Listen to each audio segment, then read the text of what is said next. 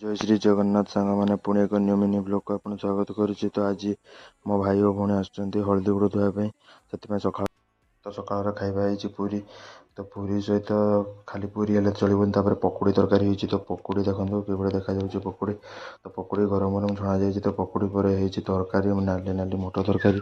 ତ ମଟର ତରକାରୀ ଦେଖନ୍ତୁ କେତେ ଗୁଡ଼ା ଦେଖାଯାଉଛି। ତ ମଟର ତରକାରୀ ପରେ ତାଙ୍କୁ ସଜା ହେଇଛି, ତାଙ୍କୁ ଦେଖନ୍ତୁ ସେମାନେ ୱେଲକମ୍ ଗେଟ୍ କରାଯାଇଛି ସେ ଆସିବା ପାଇଁ। ତ ଏବେ ସେମାନେ ଆସି ପହଞ୍ଚିଗଲେ। ତ ଦୁଇ ଜଣଙ୍କୁ ସେଇ ପାଖକୁ ନେଇଆସିବା ଯେଉଁଠି ସଜା ଯାଇଥିଲା। ତ ସଜା ଜାଗାକୁ ତାଙ୍କୁ ନେଇଆଇଲେ, ତାଙ୍କୁ ସେଇ ପିଢ଼ା ଉପରେ ଠିଆ କରି ତାଙ୍କୁ ଗୋଡ଼ ଧୁଆଗଲା ପରେ ତାଙ୍କୁ ବନ୍ଦାଇ ଦିଆଯାଇ ଘର ଭିତରକୁ ପ୍ରବେଶ କରାଗଲା। ତ ଦିନର ଖାଇବା ହେଇଥିଲା କି ପନିର ତରକାରୀ। ତ ପନିର ଦେଖନ୍ତୁ କେତେ ଗୁଡ଼ା ଦେଖାଯାଉଛି ପନିର ତରକାରୀ ପରେ ହେଇଥିଲା ସାଲାଡ଼, ଗାଜର ସାଲାଡ଼। ତାପରେ ଯେହେତୁ ବୁଧବାର ଥିଲା ତେଣୁ ମଟନ୍ ହେଇଥିଲା। ଦେଖନ୍ତୁ ମଟନ୍ ଲୁକ୍ ଦେଖନ୍ତୁ କେତେ ବଢ଼ିଆ ଦେଖାଯାଉଛି ମଟନ୍ ଲୁକ୍। ଓ କିଛି ସାଧା ଘାଣ୍ଟ ହେଇଥିଲା, ଯାହାକି ସାଧା ଘାଣ୍ଟ ଆଉ କଲରା ଆଳୁ ଭଜା ହେଇଥିଲା, ଆଉ ପାମ୍ପଡ଼ ଛଣା ଯାଇଥିଲା ତ ପାମ୍ପଡ଼ ଦିନର ଖାଇବା ସରିଲା ପରେ ରାତିରେ ଦେଖନ୍ତୁ ହେଇଥିଲା ପକୋଡ଼ା। ତ ପକୋଡ଼ାକୁ ଏବେ ଗୋଳା ଚାଲିଛି, ସବୁ ମସଲା ଦେଇ ତାକୁ ପକୋଡ଼ାକୁ ଆରରୁଟ ଦେଇ ତାକୁ ଭଲ ଭାବରେ ଗୋଳା ଯାଇଛି।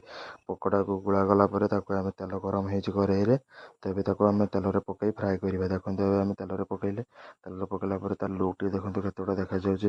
ହଉ, ଭିଡ଼ିଓଟି ଯଦି ଭଲ ଲାଗିଛି ତାହେଲେ ସବସ୍କ୍ରାଇବ୍ କରନ୍ତୁ। ରହିଲି, ଜୟ ଶ୍ରୀ ଜଗନ୍ନାଥ।